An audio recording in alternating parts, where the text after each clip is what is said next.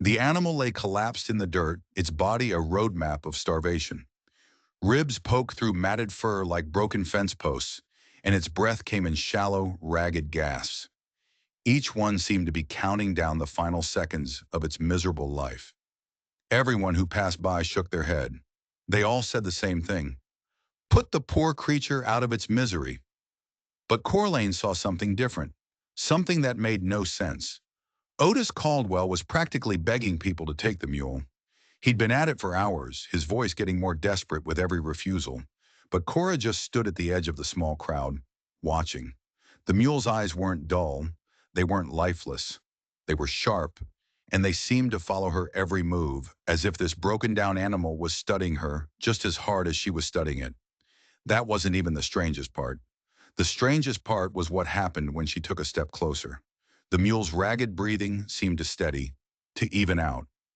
When she stepped back, it grew agitated, a low groan rattling in its chest. It was almost like it was trying to tell her something.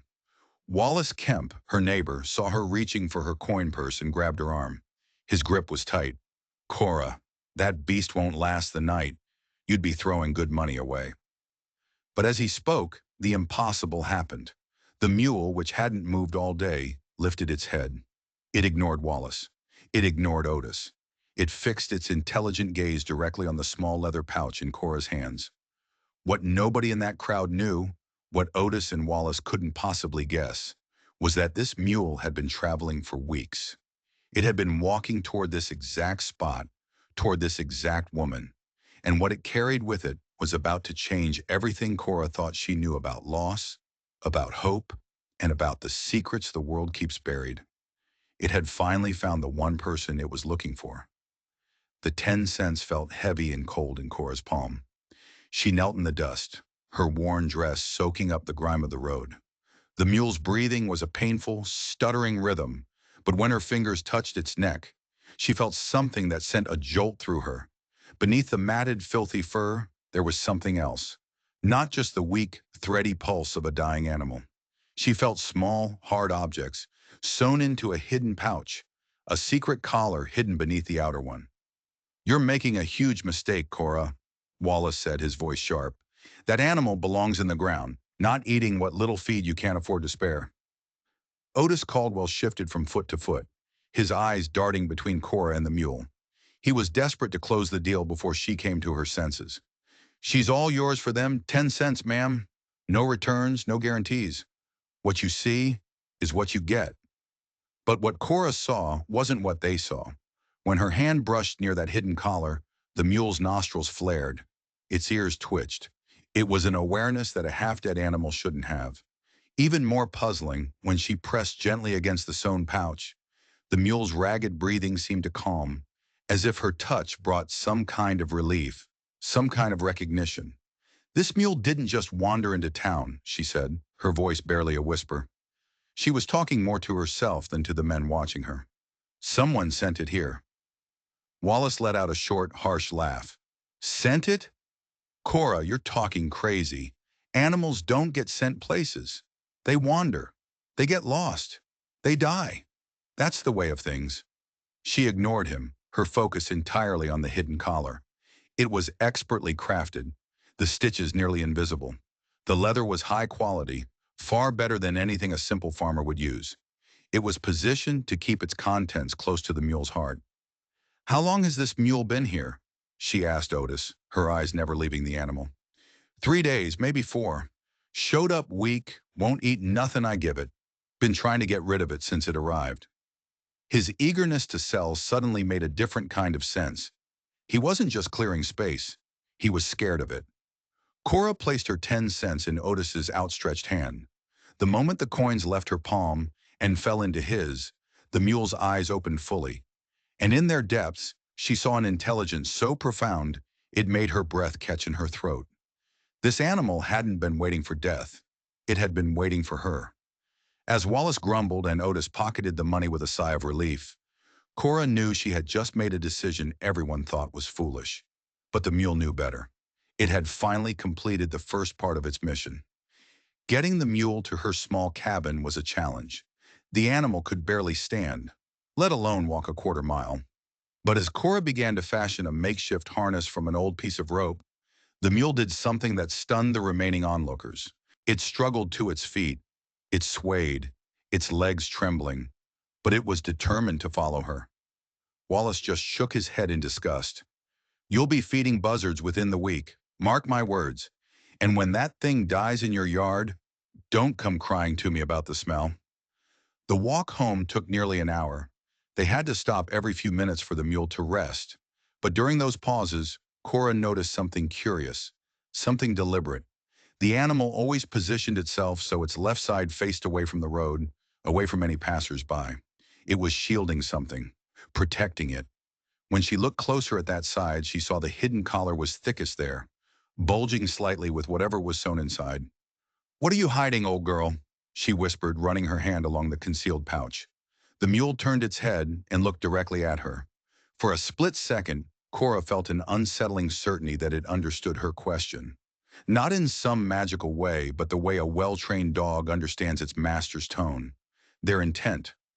This animal had been trained, it had been cared for, and it had been taught to trust a specific person. The real questions were who and why had they let it go? By the time they reached her cabin, the news of her ridiculous purchase had already spread through the small community. Martha Briggs, her closest neighbor, was waiting by the fence, her arms crossed and a deep frown on her face. "Coraline, have you lost your mind? 10 cents might not seem like much to some, but it's money you can't spare." Cora just guided the mule toward her small, rickety stable. "Maybe not," she replied, "but sometimes you have to spend money to make money." Martha's laugh was as sharp as broken glass. "Make money from that bag of bones? Unless you're planning to sell it for hide and hooves, I don't see how." But as Cora helped the weak mule into the stable, she felt the hidden objects shift against her hand. They weren't just rocks or trinkets. They had the distinct weight and shape of something valuable, something worth protecting, something worth sending across dangerous country. The mule's previous owner hadn't abandoned it.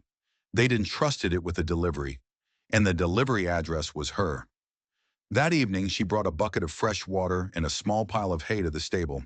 The mule, to her surprise, allowed her to examine the collar more thoroughly. The stitching was precise, professional work. It was made to withstand a long, hard journey. When she pressed gently on different sections, she could feel the unmistakable outlines of coins, other small metal objects, and something soft, wrapped in cloth. The biggest mystery wasn't what the mule carried, but how it had found her. In a community of 50 souls spread across miles of harsh, unforgiving territory, what were the odds that a dying animal would stumble directly to the one person desperate enough, or foolish enough, to take a risk on it? As she settled in for the night, Cora could hear the mule moving restlessly in the stable. It wasn't the sound of an animal in pain. It was the sound of an animal waiting for the next step. Tomorrow she would have to decide.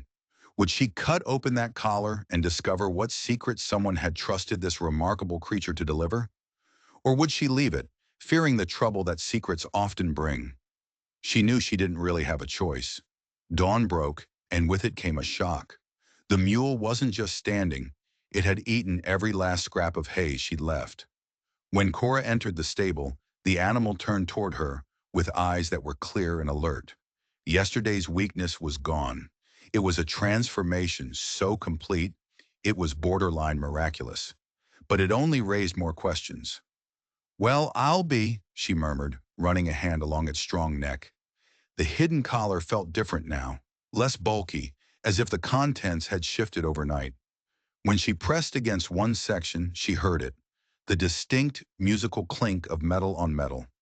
Coins, definitely, but they didn't sound like copper pennies. The sound was richer, heavier. Before she could investigate further, Wallace appeared at her stable door. He wasn't smiling.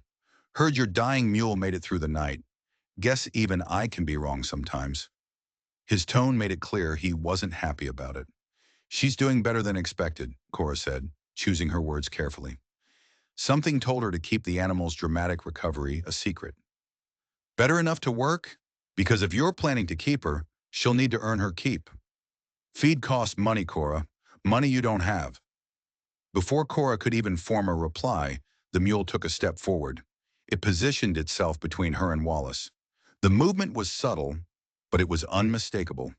It was a guard's move, a protector's stance. This animal had been trained to guard someone, or something, precious. "She's not ready for heavy work yet," Cora said, her hand instinctively going to the mule's neck, to the hidden collar. "But give her time." Wallace's eyes narrowed, his gaze fixed on the mule's deliberate positioning. "That animal's acting strange, Cora. Most mules are stubborn, sure, but they don't move like guard dogs." "Where exactly did Otis say it came from?" "He didn't say, just that it showed up weak and wouldn't eat." Wallace took a step closer to the stable entrance. "Well, somebody trained it, and they trained it well. That's not the behavior of a wild animal, or even a simple farm mule. That's the behavior of an animal taught to protect cargo." The word cargo hung in the dusty air between them. Cora felt a chill crawl up her spine. The mule wasn't just a lost animal carrying a few hidden trinkets.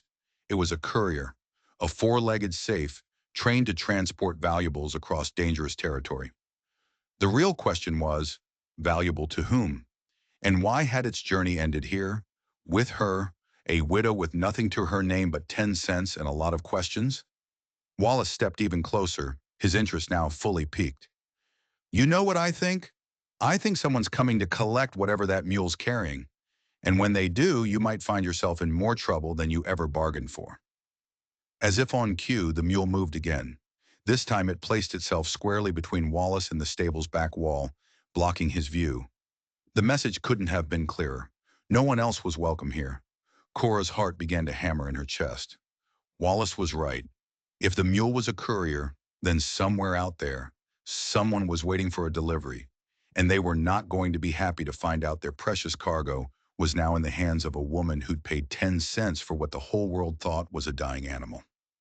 That afternoon, the trouble Wallace predicted rode into town. Cora watched from the small window of her cabin as three strangers on horseback stopped at Otis's place. She was too far away to hear their words, but she could see the conversation grow heated. She saw Otis point, his finger aimed directly at her small property. The men wore travel-stained clothes, and they carried themselves with the hard, cold confidence of men who were used to taking what they wanted. She didn't need to hear their questions to know their purpose. They were looking for the mule. "Stay calm," she whispered to herself, but her hands were shaking. She watched the three riders turn their horses and start down the path toward her cabin. Inside the stable, the mule, as if sensing the approaching danger, had already moved itself into the far dark corner, where it couldn't be easily seen from the path. The leader of the group, a lean man with cold, calculating eyes, dismounted and walked to her door. His spurs chimed like a funeral bell. "Ma'am," he said, his voice flat, "we're looking for a mule. Went missing from our party. Brown coat, white markings on the face, carrying some personal items of value. Heard you might have purchased such an animal." Cora stepped outside, forcing her face into a mask of calm curiosity. "I did buy a mule yesterday," she said, her voice steady. "Very sick animal. Barely alive. Cost me 10 cents. 10 cents? The man's eyebrows shot up. "That seems a generous price for a dying animal. Most folks would have put it out of its misery for free." Cora shrugged. "I don't believe in giving up on things just because they look hopeless." One of the other men, younger and more impatient, spoke up. "Look, lady, we just want our property back. The mule's carrying items that belong to us. Personal items. Sentimental value, you understand?" But Cora saw the way his hand rested on the butt of his pistol. She saw the way all three men kept glancing toward her stable. Their body language screamed that these sentimental items were worth a whole lot more than sentiment. "I'm afraid the mule died during the night," she lied, the words tasting like ash in her mouth. "I was planning to bury it this morning." The leader studied her face for a long, uncomfortable moment. "Died, you say? That's, unfortunate. Mind if we take a look? Just want to make sure it's the right animal before we move on." Her heart hammered against her ribs like a trapped bird. "Of course," she said, turning toward the stable. She prayed the mule would stay hidden, stay silent. But when she opened the stable door, she was met with a sight that made her own blood run cold. The stable was empty. Except for some scattered hay and a water bucket, There was no sign of any animal at all. The mule had vanished. The men searched the stable thoroughly, their boots kicking through the hay. They peered into every dark corner, but they found nothing. No mule. No tracks leading out. Nothing. "Well," the leader said finally, his voice dripping with skepticism, "I guess we were mistaken, though it's curious how a dead mule can disappear so completely." They mounted their horses and rode away, but Cora could feel their eyes on her back. They didn't believe her, not for a second. She waited a full hour, her body trembling, before she dared to go back to the stable. She searched it again, her heart sinking with every empty corner she checked. Then she remembered. There was a small, dilapidated storage room behind the main stall, a place she hadn't used in years, the door hidden behind a stack of old crates. She moved them aside and pulled the door open. There, standing silently in the darkness, was the mule. It had found the one perfect hiding place all on its own. But as she approached, she noticed something that made her pulse quicken. The hidden collar. It felt different. It was lighter, flatter against the mule's neck. The animal looked at her with those impossibly intelligent eyes, and in that moment, Cora understood. This mule hadn't just been trained to transport valuable cargo. It had been trained to hide it. Somewhere on her small property, during the tense hour while those dangerous men searched for it, the mule had secreted away whatever precious items it carried. It had completed the second part of its mission. Now she just had to figure out where a clever, well-trained animal would choose to hide a treasure. For the next 2 days, Cora watched the mule like a hawk. She was trying to solve a puzzle, and she had a feeling her life might depend on it. The animal wasn't just an animal. It was a living, breathing clue. It had patterns, routines that screamed of its intense training. Every morning it would walk the same exact path around her small property, pausing at specific locations: a loose fence post, a large flat rock, the base of a gnarled oak tree, as if it were checking on something important.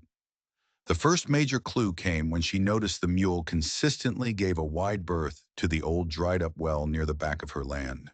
It wasn't the nervous avoidance of a spooked animal. It was the deliberate, calculated distance of something protecting a secret.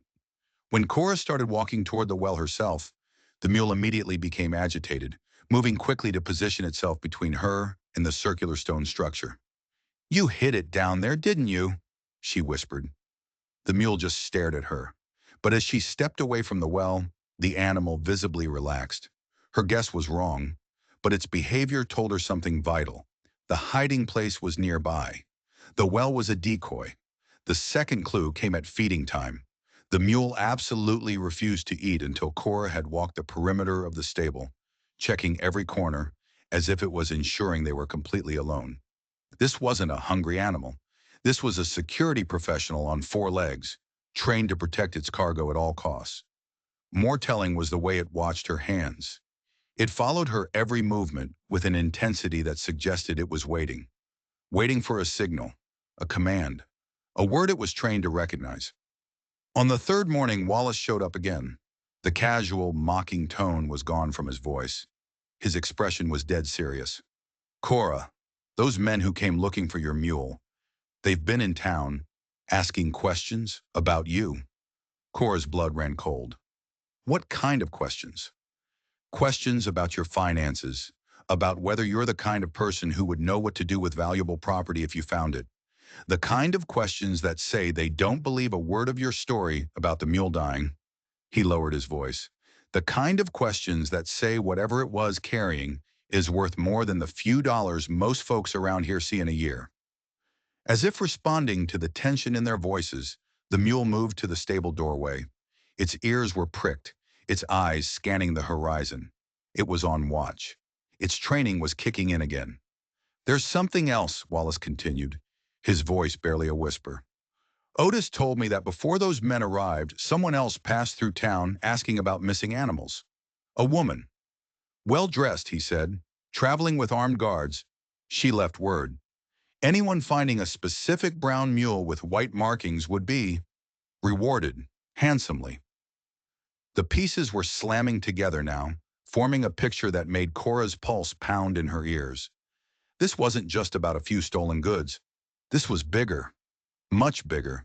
There were multiple parties, all of them dangerous, all searching for this one mule.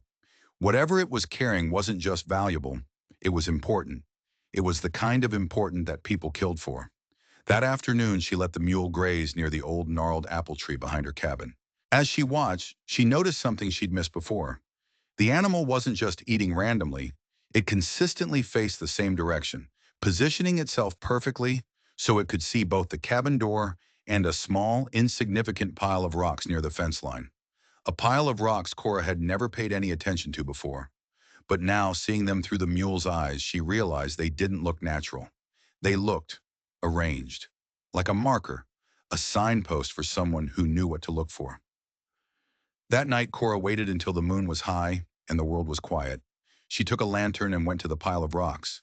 Up close, there was no doubt. They weren't random. They were carefully positioned, forming a crude but unmistakable arrow, an arrow pointing directly toward the base of the old apple tree. She looked back at the stable. The mule was standing in the doorway, watching her, its ears forward. It was as if it was nodding its approval. She had passed the test. The ground around the tree's base showed the faintest signs of being disturbed. Not obvious digging, but the kind of careful, subtle movement someone would make if they wanted to hide something without leaving a trace. The mule's training was impeccable. Even its hiding techniques were professional grade. Using her bare hands, Cora began to carefully scrape away the dirt at the spot the stones indicated. About 6 inches down, her fingers hit something solid, wrapped in oiled cloth. Her heart hammered against her ribs as she lifted the package from the earth. It was heavy, substantial. Whatever the mule had hidden was not only valuable but also well protected from the elements. She was just about to unwrap it when a sound froze her in place. The sound of approaching horses. Not one or two riders this time. It sounded like a small troop, moving with a fast, purposeful pace. They knew exactly where they were going. The mule instantly moved to her side, its body tense, a low growl rumbling in its chest. Cora frantically reburied the package, scattering loose leaves and dirt over the spot, praying the darkness would hide her discovery. Torchlight began to flicker through the trees. These weren't the same men from before. These riders moved with a quiet, military precision. As they emerged into the clearing around her cabin, she saw they were better armed, better equipped, and far more dangerous. And the person leading them was exactly as Wallace had described. A well-dressed woman, her face stern and commanding, flanked by 4 armed guards. When she spoke, her voice was calm, but carried the unmistakable authority of someone who was used to getting exactly what she wanted. "Mrs. Lane," she said, her eyes locking onto Cora, "I believe you have something that belongs to me, a mule specifically, carrying items of considerable personal and financial value." Cora tried to bluff. "I told the other men who came looking. The mule died. I buried it myself." The woman smiled, a thin, cold smile that held no warmth at all. "Mrs. Lane, that mule was trained by the best animal handlers in the territory. It was taught to survive conditions that would kill ordinary animals. It was taught to hide its cargo when threatened, and it was taught to seek out specific kinds of people when it needed help." Her eyes flickered with a dangerous light. "The chances of it simply dying in your care are remarkably small." One of her guards dismounted and started walking toward the stable. Before he took 2 steps, the mule emerged from the shadows, planting itself directly between the guard and the building, a silent, defiant confirmation of everything the woman had just said. "There she is," the woman said with a hint of satisfaction.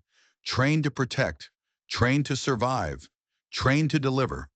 She dismounted, her boots making no sound on the soft earth. "And now, Mrs. Lane, you are going to help me retrieve what she was carrying, or this conversation is going to become considerably more unpleasant." Cora felt the weight of the moment pressing down on her. The package, buried just feet away, represented an unknown future. But the armed riders surrounding her cabin represented a very real and immediate end. The mule looked at her, its intelligent eyes asking a silent question. Cora knew that whatever she did next wouldn't just determine her own fate. It would determine the fate of the incredible secret this remarkable animal had risked everything to deliver. Cora looked at the woman. She looked at the armed guards. She looked at the mule standing loyally by her side. And then she made a decision that surprised even herself. "You want what the mule was carrying?" she said, her voice ringing with a newfound strength. Then you'll negotiate for it fairly, or you'll get nothing at all. The woman's eyebrows shot up in disbelief. You are in no position to make demands, Mrs. Lane. Actually, Cora said, taking a slow, deliberate step toward the apple tree, the mule moving with her like a shadow. I am, because whatever your animal was carrying, it's no longer with her, and if anything happens to me, you will never find it. She knelt at the base of the tree and began to dig, her movements confident, unhurried. The guards tensed, their hands going to their weapons, but the woman held up a hand, stopping them.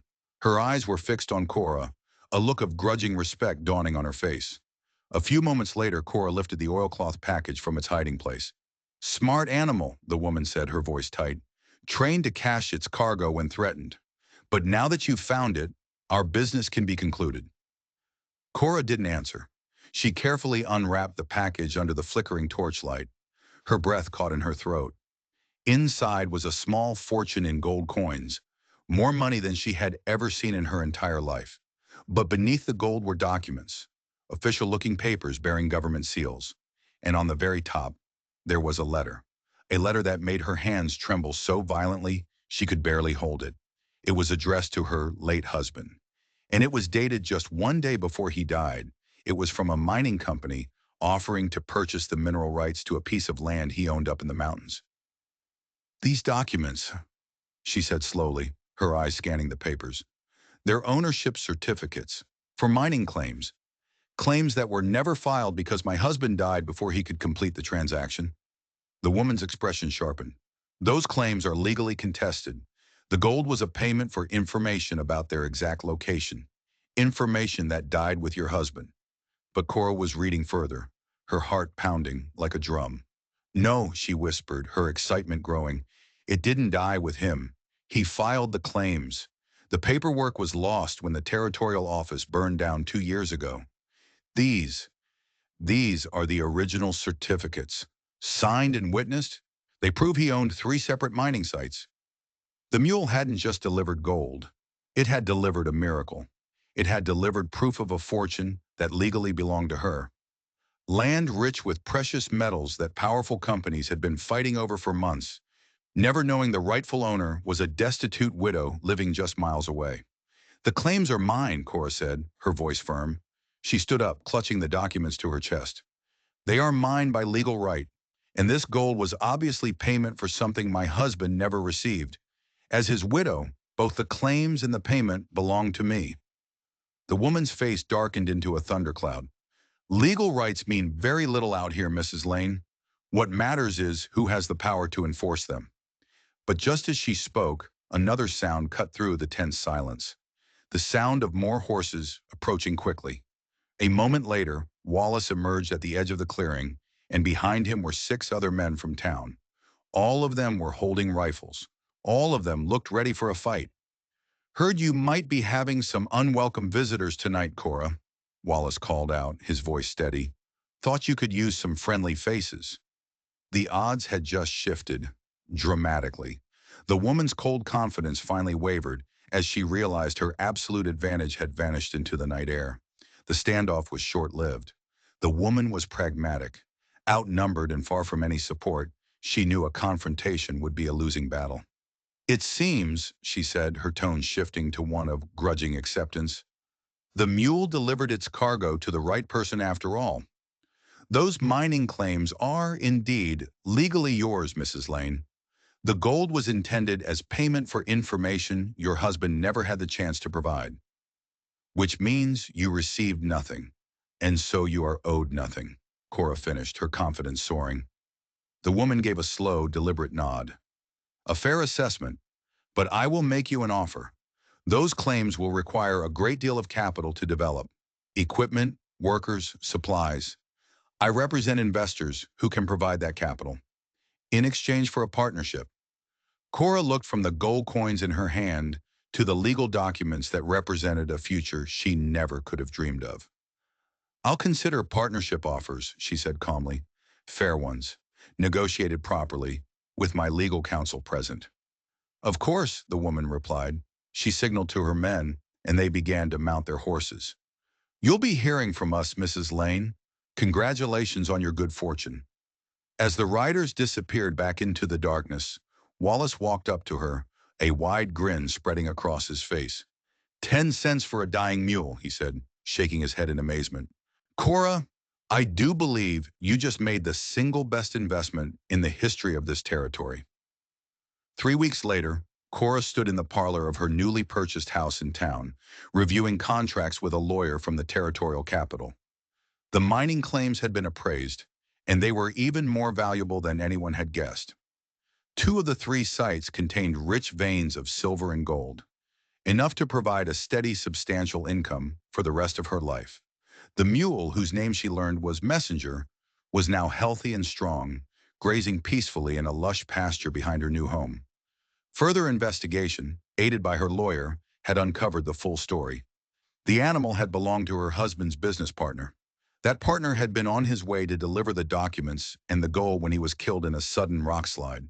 The mule, injured but alive, had followed its final set of instructions. In an emergency, seek out a person who showed compassion to animals in need. It had wandered for weeks, growing weaker, until it collapsed in the street and found her. The town preacher called it divine intervention when she made a generous donation to the church's new building fund.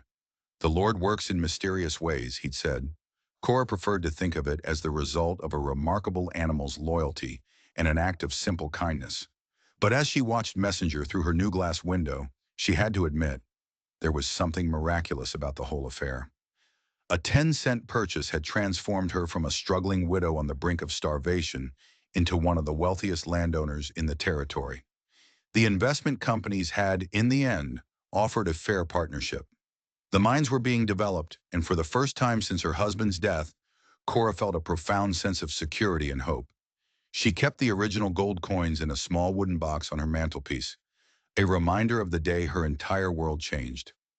Wallace never tired of telling the story, often joking that she'd gotten the best return on investment he'd ever seen.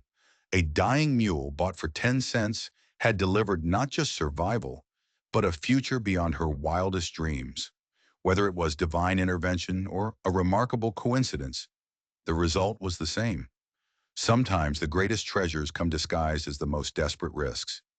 If you enjoyed this story, click the video on your screen right now to watch another unforgettable Western tale where courage and destiny collide in ways you'll never see coming.